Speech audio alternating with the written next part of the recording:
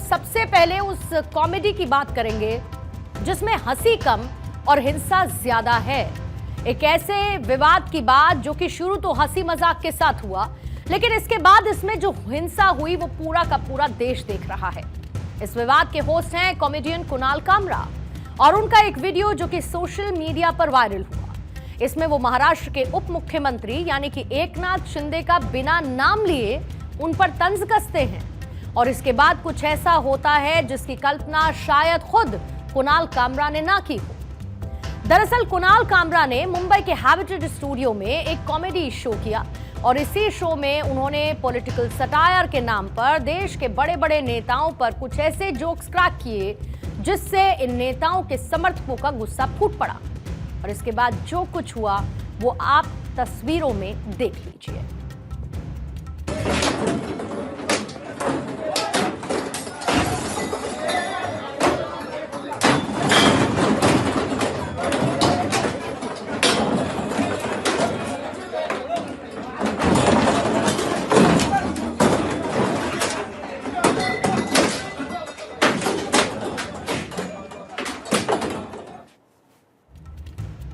तो सबसे पहले इस कहानी की शुरुआत कहां से हुई है, तो आपको यह भी बताऊं कि कुणाल कामरा ने अपने सोशल मीडिया प्लेटफॉर्म और यूट्यूब चैनल पर एक वीडियो पोस्ट किया।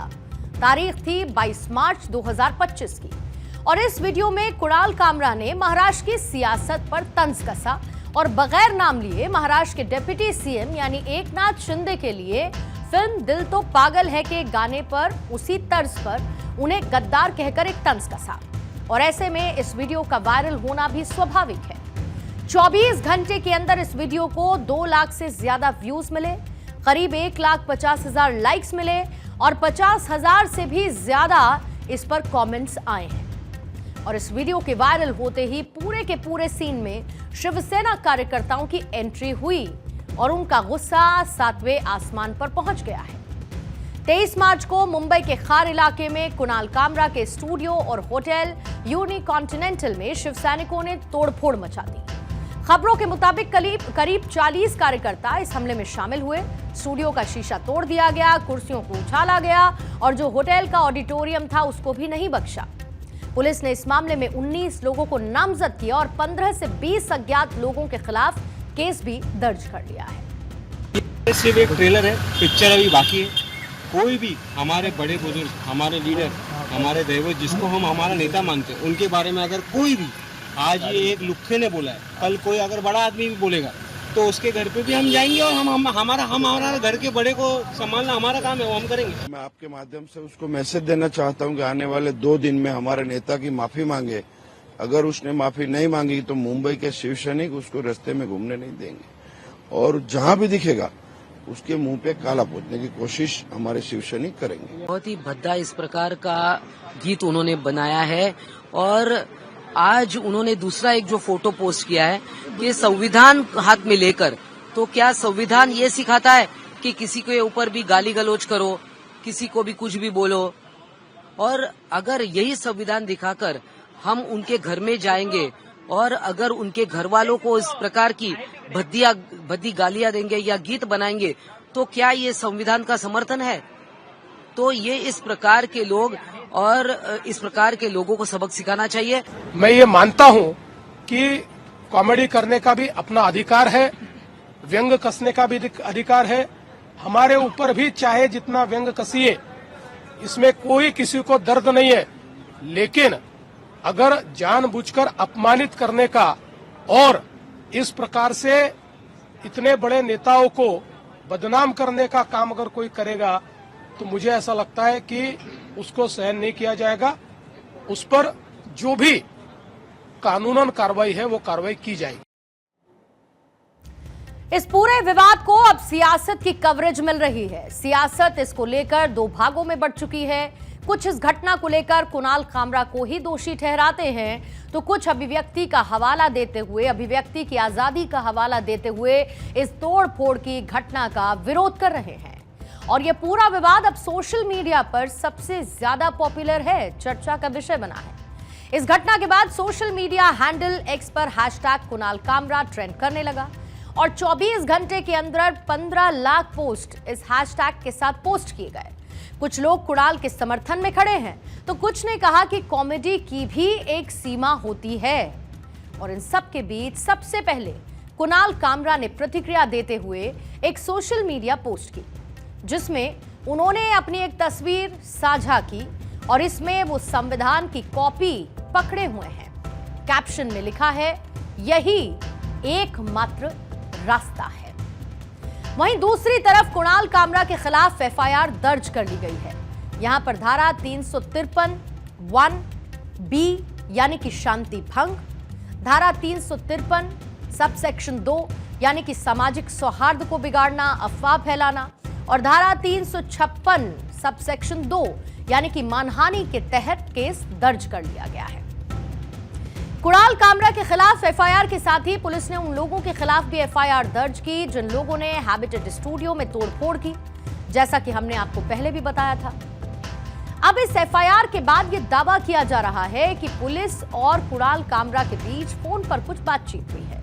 कुणाल कामरा इस वक्त तमिलनाडु में हैं और इस बातचीत के दौरान जब पुलिस ने कुणाल से पूछा कि क्या आपको अपने दिए गए बयान पर कोई खेद या पछतावा है, तो कुणाल ने इसके जवाब में कहा है कि मैंने होशो हवास में यह बयान दिया और मुझे इस पर ना कोई खेद है ना कोई पछतावा है।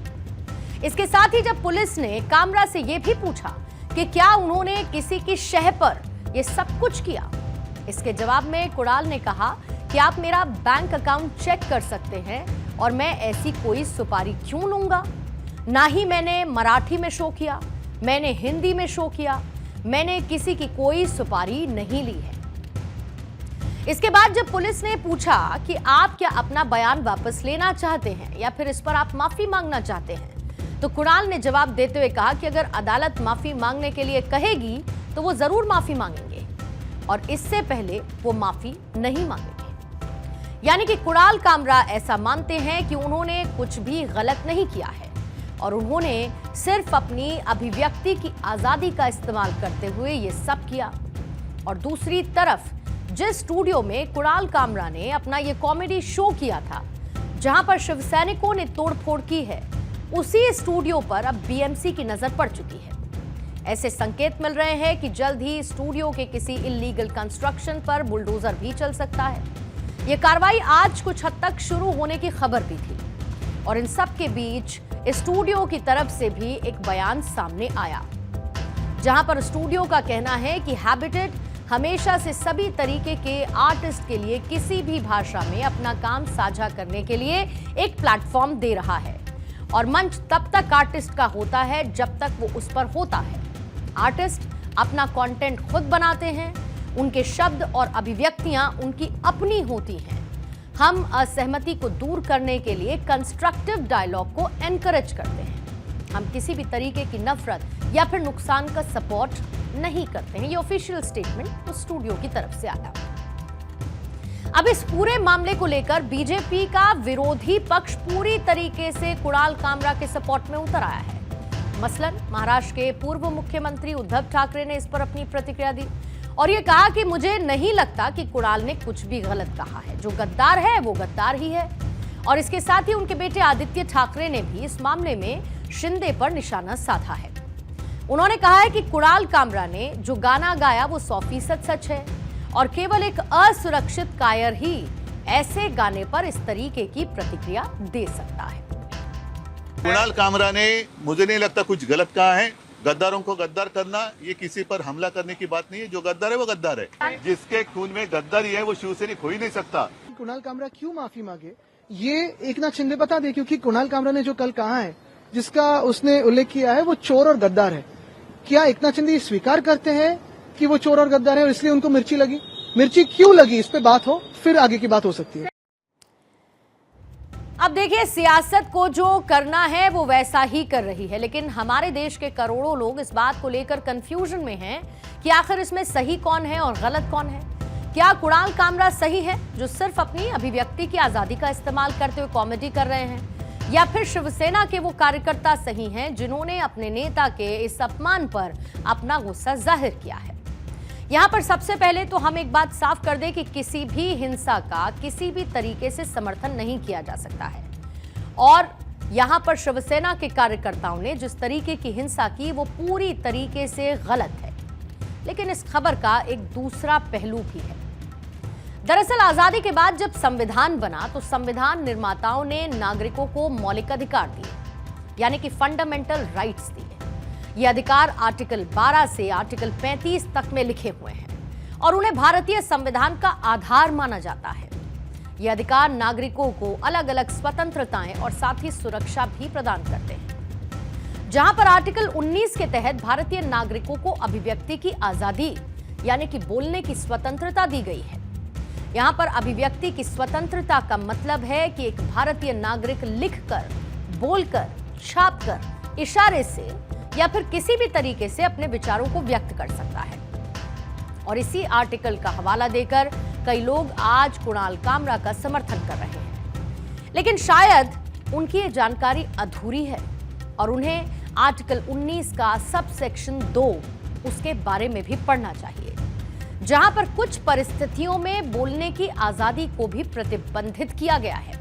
ध्यान से सुन लीजिए, अभिव्यक्ति की आजादी को भी कुछ परिस्थितियों में प्रतिबंधित किया गया है और यह भी उसी किताब में लिखा है जिस किताब को लेकर आज कुणाल कामरा ये कह रहे हैं द ओनली वे फॉरवर्ड। इसमें संविधान में जिन परिस्थितियों के तहत अभिव्यक्ति की आजादी में भी सीमाएं लगाई गई, वो परिस्थितियां कुछ इस तरीके से हैं। ऐसे बयान जिनसे भारत की संप्रभुता और अखंडता को खतरा हो, जब राज्य की सुरक्षा को खतरा हो, जब किसी के बयान से विदेशी राज्यों से मैत्रीपूर्ण संबंध बिगड़ने का खतरा हो, जब किसी के बयान से सार्वजनिक व्यवस्था के खराब होने का खतरा हो, जब सार्वजनिक शालीनता या फिर नैतिकता खराब हो, जब किसी के बयान से अदालत की अवमानना हो, जब किसी के बयान से अपराध को बढ़ावा मिलता हो और ऐसे बयान जिससे किसी की मानहानि होती हो, ये तमाम वो परिस्थितियां हैं जो संविधान में ही निहित हैं। और इस आखिरी परिस्थिति का ही हवाला आज शिवसेना के नेता दे रहे हैं। ये कह रहे हैं कि उनके सबसे बड़े नेता की मानहानि हुई है। देखो, आपको लोकशाही में बातें करने का अधिकार है, करो, सकारात्मक टीका भी करो, कोई बात नहीं। इलेक्शन में होती है कि नहीं होती, लेकिन तुमको खुद का पेट पालने के लिए किसके ऊपर अगर ऐसी टीका करेंगे, उसके ऊपर गाने बनाएंगे, हंसेंगे, तालियां बजाएंगे, तो ये हम बर्दाश्त नहीं करेंगे। अरे हमको शिवसेना प्रमुख ने सिखाया है। शिवसेना प्रमुख के बारे में आज भी इस वक्त भी कोई गलत बात करे तो उसको भी हम तोड़ेंगे। अब आप सोचकर देखिए कि क्या कुणाल कामरा इस बात को नहीं जानते कि किसी बड़े नेता के बारे में अगर वो बगैर किसी तथ्य के गद्दार जैसे शब्दों का इस्तेमाल करेंगे तो क्या उस नेता के कार्यकर्ता नाराज नहीं होंगे? क्या जनता के वोटों से चुने हुए नेता के लिए अगर वो गलत शब्दों का इस्तेमाल करेंगे तो क्या विवाद नहीं होगा? क्या कुणाल कामरा इन बातों को नहीं जानते थे?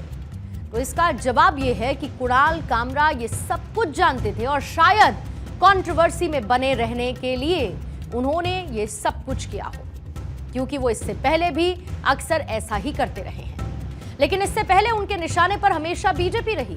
इस बार उन्होंने शिवसेना को निशाने पर लिया और उसके बाद जो कुछ हुआ उसे हम सब ने देखा है।